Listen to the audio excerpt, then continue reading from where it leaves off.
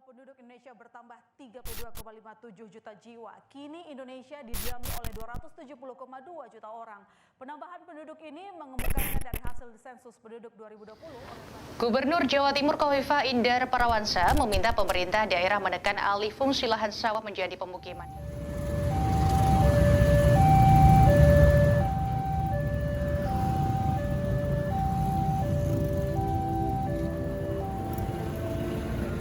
Ketika disebut nama Malang, terbayang suatu kota yang berhawa dingin, berada di dataran tinggi dengan landscape pegunungan yang indah. Diarsiteki oleh seorang Thomas Karsten, kota ini berupaya mewujudkan sebuah kota taman yang hijau, asri, dan indah. Perkembangan kota Malang yang sangat dinamis dengan Tribina Cita yaitu sebagai kota pendidikan, pariwisata, dan industri. Dengan melihat jumlah penduduk yang hampir menembus angka 1 juta jiwa. Dengan hal tersebut, implikasinya yang terjadi yaitu perubahan dan alih fungsi ruang. Sejengkal demi sejengkal, lahan tidak terbangun berubah menjadi lahan terbangun untuk memenuhi kebutuhan masyarakat. Iklim mikrokota telah mengalami perubahan seiring perkembangan kota Malang.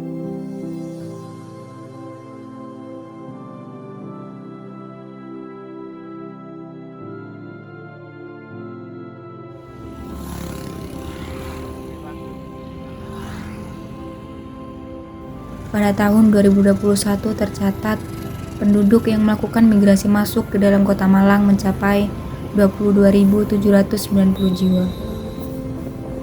Banyaknya penduduk di kota Malang, di sini tentu dipengaruhi karena banyaknya perguruan tinggi yang ada. Dari 62 perguruan tinggi yang ada, tercatat ada sekitar 330.000 mahasiswa yang membanjiri kota Malang di tahun 2022 ini. Bertambahnya penduduk yang secara spontan akan mengakibatkan banyaknya pemukiman baru, seperti rumah kos ataupun penginapan lainnya, yang mana hal tersebut akan semakin banyak sebanding dengan jumlah penduduk yang melakukan migrasi masuk ke kota Malang. Hal tersebut tentu membutuhkan lahan-lahan untuk kemudian dijadikan sebagai pemukiman-pemukiman baru untuk menampung banyaknya kebutuhan tempat tinggal penduduk yang ada di kota Malang. Sehingga lahan yang tersedia di kota Malang kian hari kian menyempit.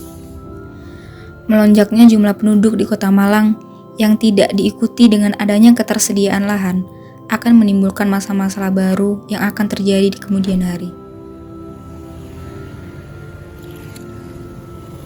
Hal tersebut dapat dikatakan sebagai bentuk alih fungsi lahan atau lazimnya disebut sebagai konservasi lahan. Yang mana hal tersebut diartikan sebagai perubahan fungsi sebagian atau seluruh kawasan lahan dari fungsinya semula menjadi fungsi lain yang menjadi dampak negatif terhadap lingkungan dan potensi lahan tersebut.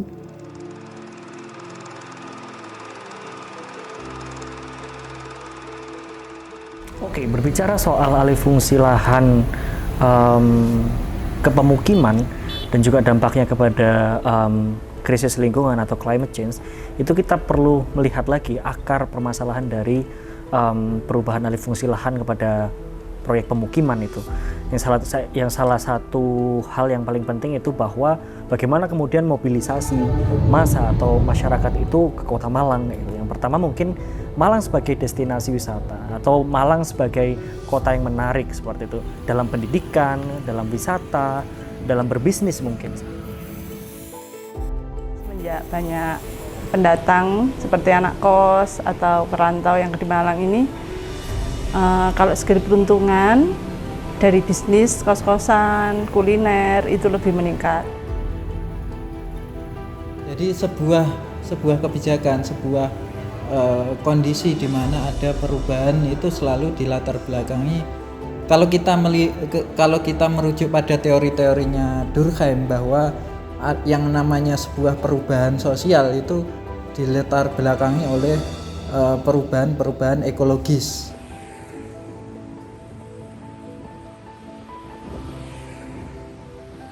Durkheim pernah mencontohkan bahwa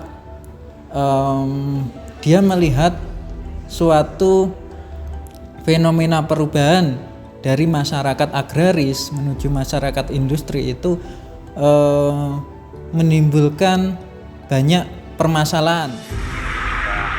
Peristiwa banjir yang cukup parah diketahui telah melanda salah satu kawasan di Kabupaten Malang, Jawa Timur. Tapi kalau secara pengaruh ke lingkungan, iklim, cuaca, saya rasakan cuaca itu semakin panas. Mungkin karena di mana-mana macet itu ya, banyak yang bawa kendaraan, jadi polusi juga meningkat. Juga sanitasi air itu sedikit terganggu.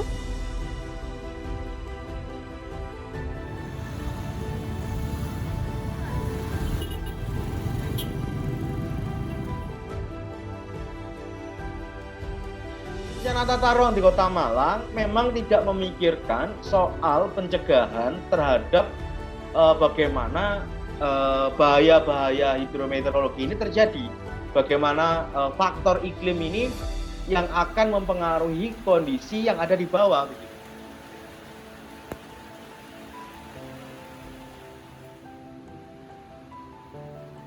Perubahan iklim telah dirasakan di Kota Malang.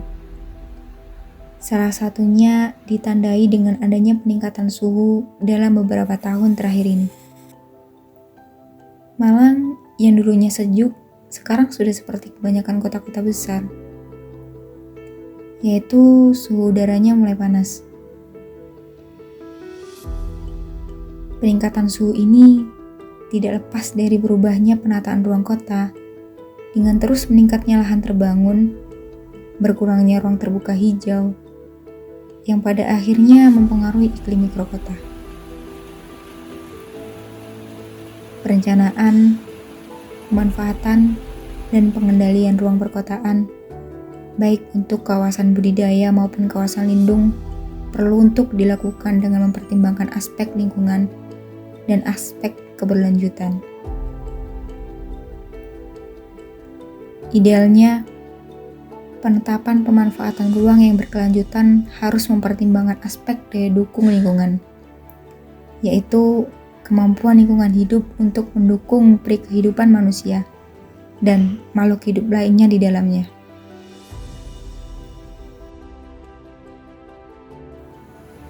Evaluasi rencana pemanfaatan ruang pada Peraturan Daerah Nomor 4 Tahun 2011 tentang Rencana Tata Ruang Wilayah Kota Malang menunjukkan adanya kesesuaian terhadap kemampuan lahan sebesar 71% dari luas Kota Malang.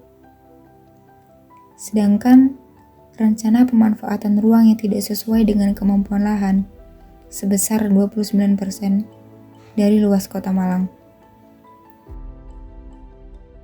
Ketidaksesuaian inilah yang tentunya menjadi perhatian serius dalam adaptasi pemanfaatan ruang dalam mengantisipasi dampak perubahan iklim.